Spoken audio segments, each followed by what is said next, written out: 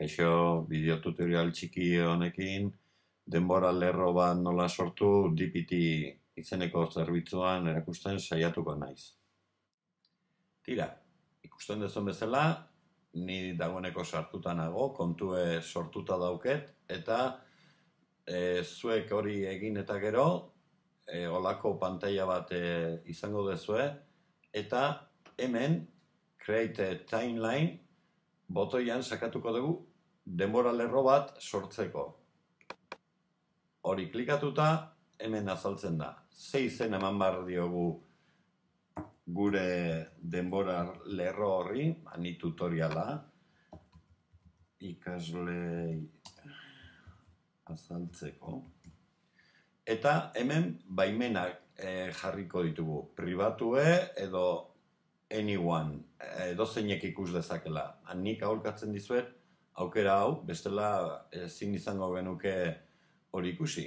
Nola nahi ere, pribatue nahi baldin baduzue, hemen e-posta jarri beharko duzue. Beraz, hor, nire e-posta hau, metxarrijakintza.net, metxarria bildua jakintza.net jarri beharko duzue, nik ikusi ahal izateko, bestela ezingo nuke ikusi. Ados, bueno, nik dena den publikoa jarriko dut, edozeinek ikusteko. Behin hori zehaztuta gero, continue botoia sakatuko dugu, eta hemen azaltzen zaigu, pantalla hau, poliki-poliki, ekitaldiak edo eventuak gehitzen juteko.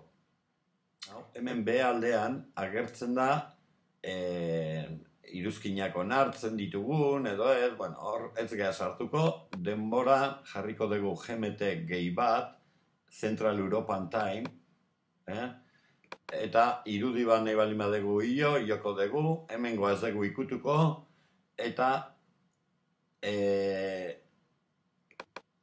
gordetzeko denbora lerroa esango dugu eta ikusteko. Hobeto ikusi ahal izango dugu gure denbora lerroa. Hemen agertzen da, programa B-ak jartzen duen bat. Defektuz bat jartzen du, eta hori delete egingo dugu ezabatzeko. Dagoeneko garbi daukeu gure denbora lerroa, eta banamanan jungo geha gehitzen. Han eben botoi horiari emango diogu, eta hemen erdialdean agertuko zegoia, ekintza horri emango diogun izena, datuak, eta adibidez, jaiotza. Date da noiz. Norbea bere jaioteguna jarriko du, formatu honekin, hemen eskuinaldean agertzen da. Kakotxak, adibidez ni naiz abuztua, orduan, hau inglesez doa, 31 eta 2001. Kakotxak itxiko ditut.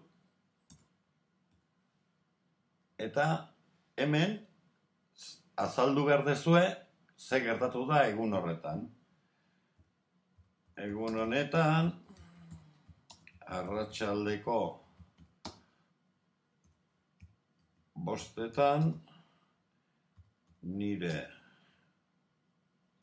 etxean bertan jaio nintzen. Adibidez, irudi bat baldin baukezue, honekin aukeratuko zenukete zuen irudia, nik ez dauket irudirik eta beraz ez du jarriko. Baina nahi izan ezkero bideo bat ere, adibidez YouTubeko bideo baten helbidea kopiatu eta itxatxite baldin baduzue, arazorik gabe sartu daitezke bideoak. Ni momentu honetan ez dut ezer sartuko. Gordetzeko emango diot, eta ikusiko duzue lehenengo eventua sortuta dagoela. 2001-en sartu duana. Hemen argazkiren bat edo sartuta balin badago, edo bideoren bat, hemen azalduko litzateke propaganda honen ordez. Gero ikusiko duzuen bezala. Bueno, hor lehenengoa hori izan daiteke, bigarren bat edo nahi dituzuen guztia sar ditzakezue, adibidez, jarriko dut orain, 2010,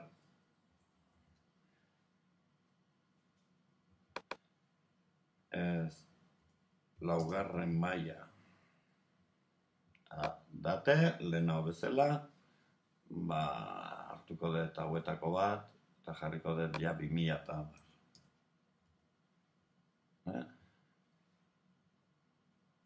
Jakintza ikastolan, laugarren mailan, hasi naiz.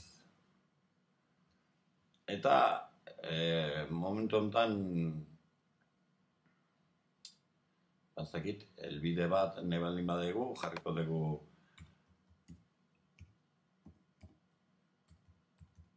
ikastolak duen web horrie, adibidez, bideo bat nahi baldin badegu, jungo ginateke YouTubera eta jakintzako bideo baten elbidea kopiatu eta itxatxi, edo irudi bat, jarriko dugu adibidez, hau xebea, ez da gurea, baina ikusteko nola gelditzen den irudi bat. Orain hilotzen ari da, eta hortxe dugu irudie. Gordetzeko esaten baldin badiot, hor agertuko zaigu irudi hori.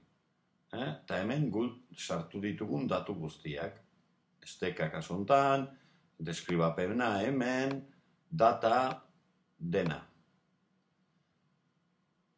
Dagoeneko ja bi eventu jarri ditugu hemen, 2001-en, 2000. Eta orain nahi baldin badegu beste bat, jozagun, 2000,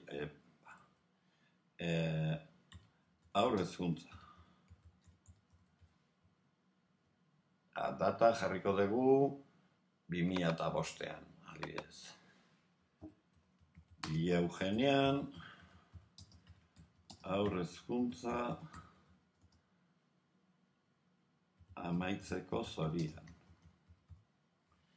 Eta orain honetan bideo bat, jarriko dugu hemen jakintza ikastola, bilatuko dugu, bideo bat YouTubeen, eta ezakit. Edozein bideoa jar dezakegu, baina nahiko nukenik haur hezkuntza bat jartzea. Jarriko dut hau. Zuetako batzuk hemen azaltzen zate ikasiz proiektuarekin, eta orduan, elbidea hemengoa da. Orduan, kopiatu egiten duzu elbide hori, eta hemen itxatxi. Gordetzeko ematen badiozue, orain hemen bideoa agertuko da. Ikusten duzu? Dagoeneko 3 eventu jaso ditut, hemen argazki bat jarri dut, hemen bideo bat, azalduko dana, eta hemen ez dut ezertxore jarri. Ikusten duzuen bezala aukera dago. Eta demostratzeko oraindik beste aukera bat, azkeneko eventua gehituko dut, eta jarriko dut 2006, jarriko dut sanizazio, eta data hartuko dut 2007. Eta hemen sanizazio ikastetxera joan gara. Eta hemen biak sartu ditut, ikusteko aukera dagoela, argazkiak, beste argazki bat, bat duan hemen. Bat, eta bideoa, sartuko dugu beste bideo bat, adibidez, Oier.